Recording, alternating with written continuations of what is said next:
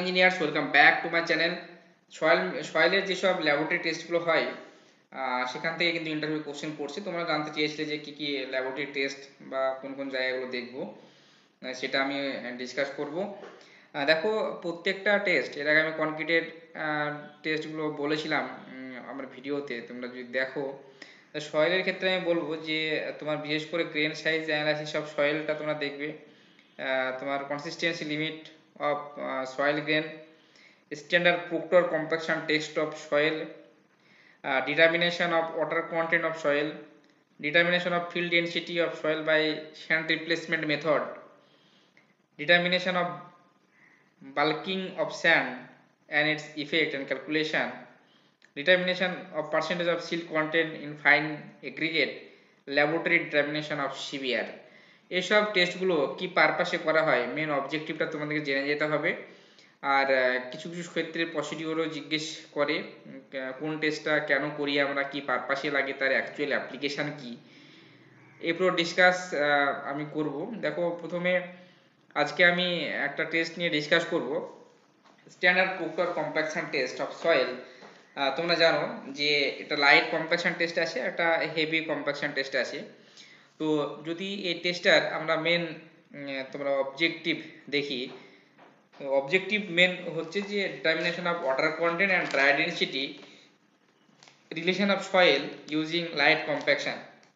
Light compaction যদি standard Proctor compaction test of soil light compaction করো, তো mainly তার পারপাস হচ্ছে determination of optimum moisture content OMC and maximum dry density.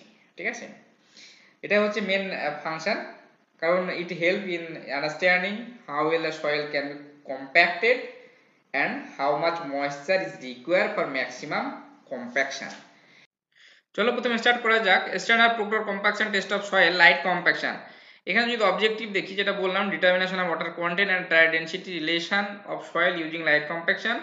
Apparatus কি কি লাগছে দেখো, যে cylindrical mould 100 mm dia and volume কত বলছে 1000 cc, র্যামার 2.6 kg, এটা লাইট কম্প্যাকশনের ক্ষেত্রে। তোমার ব্যালেন্স 46 kg ক্যাপাসিটি, তোমার 1 গ্রাম অ্যাকিউরেসি, আর 200 গ্রাম হলে সেক্ষেত্রে 0.01 গ্রাম অ্যাকিউরেসি হয় ময়েশ্চার কন্টেন্ট ক্যালকুলেশনের জন্য। সিভ হচ্ছে 19 mm and 4.75 IS সিভ।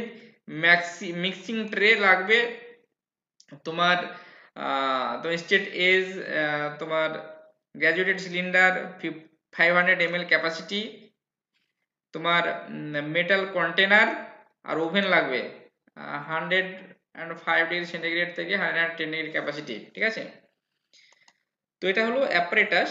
The preparation of test যদি বলি, এখানে দেখো যে প্রথমে 5 কেজি অফ সয়েল স্যাম্পল নিচ্ছে is taken and the water is added to its bring the moisture content to about 4 থেকে 6% ওয়াটার অ্যাড করা হয় ইন কোর্স গ্রেন সয়েলের ক্ষেত্রে, and 8 থেকে 10% ফাইন গ্রেন সয়েলের ক্ষেত্রে। the mold with base plate attached is weighed to the nearest 1 gram, তোমার এই মন value তুমি পাচ্ছ। the extension collar is to be attached with the mold। তারপরে হচ্ছে then the moist soil in the mold is compacted in 3 equal layer। তিনটে লেয়ারে কিন্তু কম্প্যাক্টেড করা হয়। ইচ লেয়ারে তোমার 25 ব্লো থাকে, আর র্যামার হচ্ছে 2.6 কেজি, আর ড্রপ ফল করা হয় 310 mm অ্যাবাভ থেকে of soil। The extension is removed and the compacted soil is labeled carefully to the top of the mold by meaning of state age। ঠিক আছে, তারপরে দেখো বলছে then the mold and soil is weighted to the nearest 1 gram। ঠিক আছে, M2 তুমি পেয়ে গেলে। the soil is removed from the mold and the representative soil sample is obtained water content determination। step 3 and 6 যেটা বললাম are repeated after adding suitable amount of water to the soil is an increasing order। তো moisture কন্টেন্টটা তোমাকে বাড়িয়ে বাড়িয়ে করতে হবে। for sandy and তোমার gravelly soil, increment of adding moisture should be of 1 থেকে 2%, অ্যান্ড ফর ক্লে সয়েলের ক্ষেত্রে তোমার ওয়াটার অ্যাড করতে হবে 2 থেকে 4%, যে তারপরে তবেই তো তুমি গ্রাফটা প্লট করে করে পাবে, তাই তো। তো রেজাল্ট তুমি বেরিয়ে যাচ্ছে যে তুমি ড্রাই ডেনসিটি তোমাকে লাগবে। ড্রাই ডেনসিটি বের করা তোমরা তো জানো ফর্মুলা কি, dry density gamma d is equal to gamma t বা গামা এখানে এম বলেছে বাল্ক ডেনসিটি, ঠিক আছে, বাই তোমার 1 প্লাস ডাব্লু। ডাব্লু হচ্ছে ওয়াটার কন্টেন্ট আর ময়েশ্চার কন্টেন্ট, ঠিক আছে। এই ফর্মুলা তুমি বের করতে পারবে। দেখো এখানে dry density gamma d obtain in a series of determination are plotted against corresponding moisture content. দেখো এখানে কিন্তু এটা কিন্তু ইন্টারভিউ কোশ্চেন করে, বা যারা ফ্রেশার্স ক্যান্ডিডেট আছো তোমরা তাদের ক্ষেত্রেও আপকামিং যে এক্সামগুলো প্রিপারেশন নেবে, they plotted against the corresponding moisture content a smooth curve or by best fitted curve is then drawn through the resulting point। এই যে পয়েন্টগুলো তোমার পাচ্ছে তার রেসপেক্টে কার্ভটা হচ্ছে তোমার, কার্ভটা এক্স অ্যাক্সিসে তোমার কি থাকছে, এক্স অ্যাক্সিসে থাকছে তোমার ময়েশ্চার কন্টেন্ট, আর ওয়াই অ্যাক্সিসে থাকছে তোমার ড্রাই ডেনসিটি, ঠিক আছে। এবার তুমি এখানে দেখছো যে এই পয়েন্টটা হচ্ছে ওএমসি, অপটিমাম ময়েশ্চার কন্টেন্ট, ওএমসি, আর তুমি এটা এই পয়েন্টটা বলছে ম্যাক্সিমাম ড্রাই ডেনসিটি এমডিডি। এই দুটো জেনারেলি তোমার বের করতে হবে। তো এখান থেকে ইন্টারভিউ যেটা কোশ্চেন হয়, হোয়াট ইজ দ্য এমডিডি মানে maximum dry density, and what is the OMC optimum moisture content. Optimum moisture content তুমি ফিগার থেকে যদি বলো, optimum moisture content is the moisture content at which the soil is achieve its maximum dry density under a given compaction effort। এটা তো তোমার দাঁড়াচ্ছে তোমার soil given maximum dry density under a given compaction effort। আর MDD maximum dry density তুমি যদি বলো এই গ্রাফ থেকে তার ডেফিনেশন যদি বলো, তো MDD is the highest dry density a soil can achieve for a specific compaction effort at a particular moisture content। এটা তোমার মেইনলি দাঁড়াচ্ছে যে পিক পয়েন্টটা তার রেসপেক্টে তোমার যে তুমি ওয়াই অ্যাক্সিস বরাবর যেটা তুমি পাচ্ছ সেটা হচ্ছে তোমার এমডিটি ম্যাক্সিমাম ড্রাই ডেনসিটি, এটা 100% কম্প্যাকশন, ঠিক আছে। তো এইভাবে তোমরা বের করতে পারো। এবার অ্যাকচুয়ালি ওএমসি এন্ড তোমার অ্যাকচুয়ালি এমডিডি আমি যে বের করলাম, তোমার জানতে হবে এর অ্যাপ্লিকেশন কি। তোমার এর অ্যাপ্লিকেশন তোমার জানতে হবে। আমি এটা বের করে কাজে কি লাগছে, ঠিক আছে। সাপোজ দেখো তুমি যখন আর্থের কাজ করবে, তোমার আর্থের কাজটা হতে পারে সাপোজ কোনো এমব্যাঙ্কমেন্ট, ঠিক আছে, কোনো এমব্যাঙ্কমেন্ট হতে পারে, কোনো তোমার সাবগ্রেড হতে পারে, ঠিক আছে, রোড যখন বানাবে কোনো ফাউন্ডেশন হতে পারে তখন তার যে সয়েল থাকবে, বা কোনো আর্থেন ড্যাম হতে পারে, আর্থেন ড্যাম হতে পারে। এসব ক্ষেত্রে কিন্তু তোমার যেটা হয় যে তোমার সয়েলটাকে তার ওএমসি অ্যান্ড এমডিডি এই দুটো ভ্যালু তোমাকে বের করতে হবে। তোমার মানে অ্যাকচুয়ালি তুমি জানলে সেক্ষেত্রে ওয়াটার কন্টেন্টও পেয়ে যাবে, ড্রাই ডেনসিটিও পেয়ে যাবে, ঠিক আছে। তো এটা বের করা একটাই কারণ, তোমার সয়েলটাকে এনশিওর করা যে তোমার তোমার স্ট্যান্ডার্ড তার স্টেবিলিটি অ্যান্ড স্ট্রেংথ আছে কিনা সেটা দেখা। আর তোমার এখান থেকে যে কোশ্চেনটা তোমাকে করবে যে অ্যাকচুয়ালি তার পারপাসটা কি, পারপাসে এই টেস্টটা করা হয় আর তার অ্যাপ্লিকেশনটা কি, এখান থেকে কোশ্চেন হয়।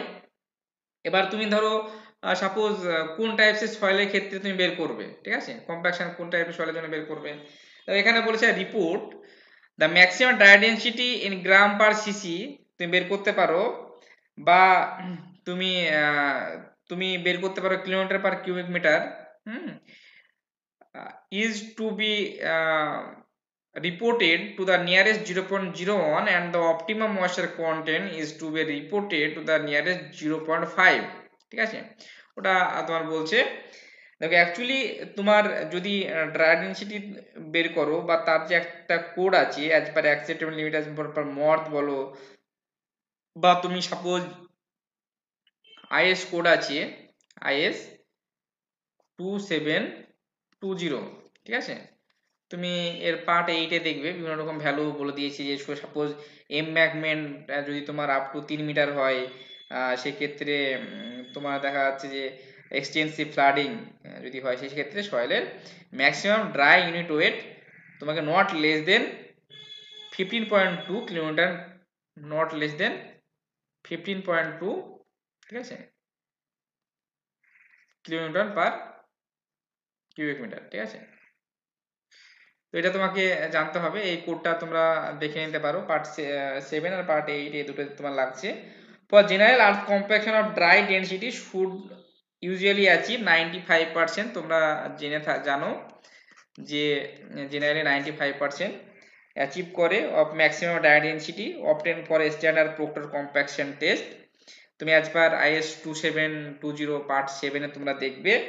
For area like foundation and under flood it's obtain specified to achieve 97%, ঠিক আছে। সেক্ষেত্রে 97% of MDD of ensure proper compaction of stability, এটা তোমার জানতে হবে। আর IS 2720 তোমার কোড হচ্ছে তোমার various method of testing of soil including determination of dry density.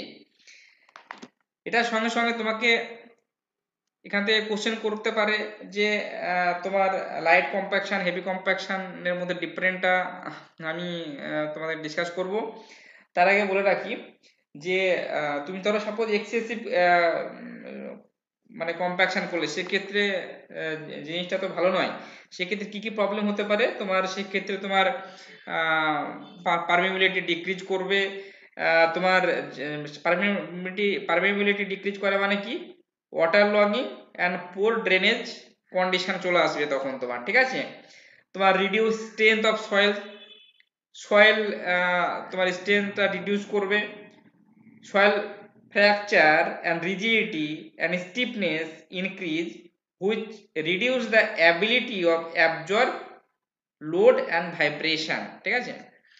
তুমি যখন তুমি ম্যাক্সিমাম এক্সেসিভ কম্প্যাকশনের ক্ষেত্রে প্রবলেমগুলো হয়, সাপোজ তুমি ধরো সাপোজ কোর্স গ্রেন সয়েলের ক্ষেত্রে, কোর্স গ্রেন সয়েলের ক্ষেত্রে তুমি কি পাবে, example sand or gravel whatever, ঠিক আছে, গ্রাভেল।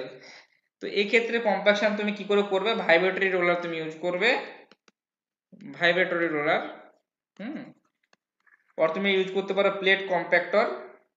তোমার এই কোর্স গ্রেন সয়েলের ক্ষেত্রে জেনারেলি তোমার লেস ময়েশ্চার থাকবে, তোমার লো ভয়েড রেশিও আফটার কম্প্যাকশন, তুমি এটা বুঝতে পারবে, অ্যাচিভিং তোমার হায়ার ডেনসিটি। আর কম্প্যাকশন মেথডের সময় তোমার কোর্স গ্রেন সয়েলের ক্ষেত্রে চ্যালেঞ্জিং যে ব্যাপারটা হয় সেটা হচ্ছে লিকুইফ্যাকশন, তোমার ইফ স্যাচুরেটেড এরিয়াতে তোমার এই প্রবলেমটা হতে পারে। আর তুমি যদি সাপোজ এটা ইন্টারভিউ কোশ্চেন করে, সাপোজ তুমি ফাইন গ্রেন সয়েলের এক্সাম্পল কি জানো তোমরা, সিল্ট অর ক্লে, তাই তো। এই ফাইন গ্রেন সয়েল কম্প্যাকশন করার জন্য তোমরা জানো সিফুট রোলার তোমরা ইউজ করতে পারো, কেনেডিং কম্প্যাক্টর ইউজ করতে পারো। তো এইসব সয়েলের ক্ষেত্রে তোমার চ্যালেঞ্জিং বিষয় যেটা থাকে সেটা swelling, shrinkage, pumping if to wet condition যদি চলে আসে, টু ওয়েট কন্ডিশন যদি চলে আসে, সেক্ষেত্রে তোমার দেখা যায় যে সিউলিং আর শ্রিঙ্কেজ, ঠিক আছে। তো এই যে ব্যাপারটা কোন সয়েলের জন্য কি তোমরা ইউজ করবে বা কম্প্যাকশন তার কি করে নিয়ে আসবে, সেটা আমি প্র্যাকটিক্যাল একটা ধারণা দিলাম।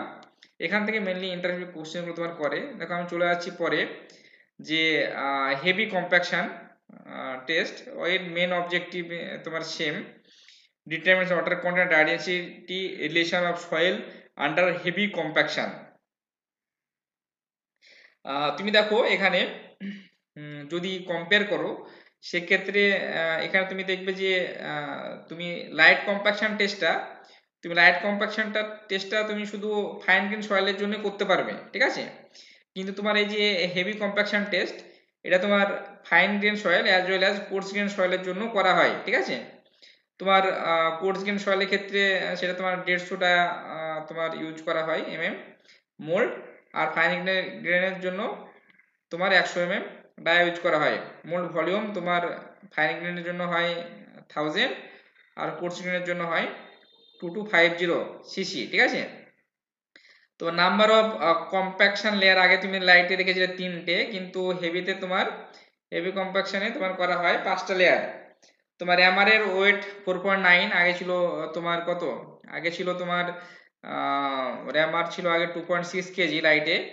তো এই পার্থক্যগুলো কিন্তু ইন্টারভিউ জিজ্ঞেস করে।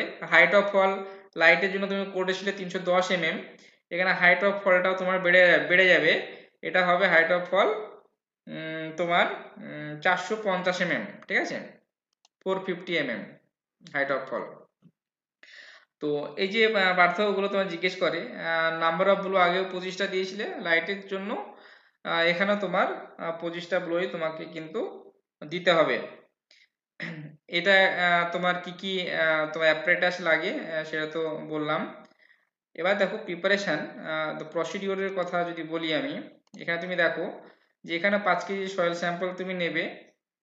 তো water is added it to bring its moisture content to about 3 to 4% in coarse grain soil and 12 to 16% below the plastic limit of the soil should usually be suitable in case of fine grain soil with the help of